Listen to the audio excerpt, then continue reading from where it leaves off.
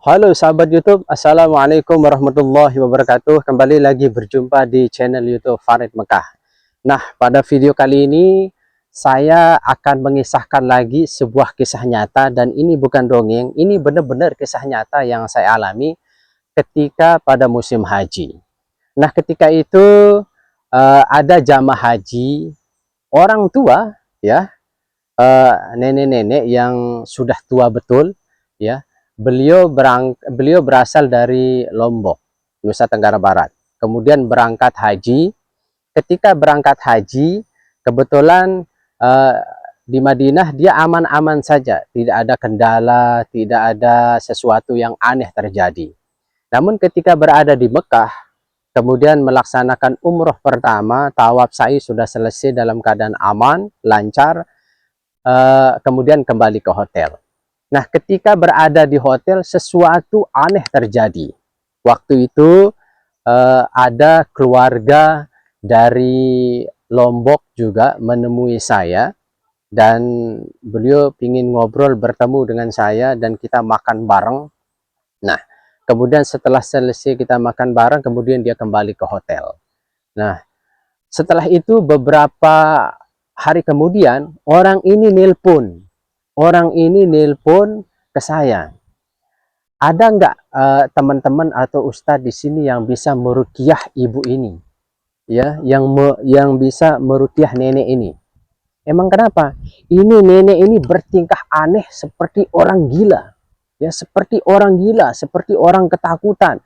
Bahkan dia mengacak-acak semua isi kamar karena takut jamaah lain juga diacak-acak barangnya, kemudian membuat kekacauan di dalam kamar. Terpaksalah nenek ini ya disuruh tidur di depan pintu kamar, ya, di depan pintu kamar. Lalu seketika itu saya mengatakan, ya mungkin nenek ini perlu diruqyah. Akhirnya saya datang. Lalu ketika saya datang, karena hotel itu ketat, saya minta izin. Kemudian ada petugasnya datang dari Lombok juga, kemudian saya dikasih izin dan saya bertemu dengan nenek ini. Dari tatapan nenek ini juga merasa takut ketika melihat saya, ya. Dia merasa asing, bahwa saya juga merasakan sesuatu seperti getaran, ya.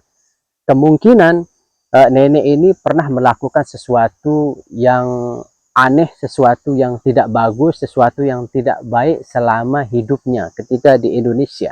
Lalu saya bertanya kepada tetangganya, emang apa sih yang pernah dilakukan nenek ini? Kok kenapa sikapnya pendiam, takut, kemudian kalau di kamar dia seperti orang gila, mengacak-acak semua isi kamar? Ya, ternyata salah satu tetangganya itu mengatakan dulu dia ini seorang dukun. Astagfirullah. Beliau ini seorang dukun, ya. Beliau ini semasa hidupnya itu seorang dukun. Ternyata dia dipanggil oleh Allah melaksanakan ibadah haji. Ketika melaksanakan ibadah haji di Madinah dalam keadaan aman, ketika berada di Mekah, maka dia mengalami sesuatu yang aneh, bahkan gila di kota Mekah. Dan saya mengatakan kepada keluarganya juga, tetangganya juga, coba ambilkan saya seember air. Kemudian diambilkan seember air, lalu saya masukkan garam, kemudian saya meruqyah air itu. Ya, setelah saya meruqyah air itu, kemudian saya suruh nenek itu wudhu di dalam kamar mandi, kemudian mandi pakai air garam yang saya sudah ruqyah. Ternyata hasilnya apa? Ternyata hasilnya dia merasa uh, dia menjadi menjerit, ketakutan, bahkan kepanasan, ya.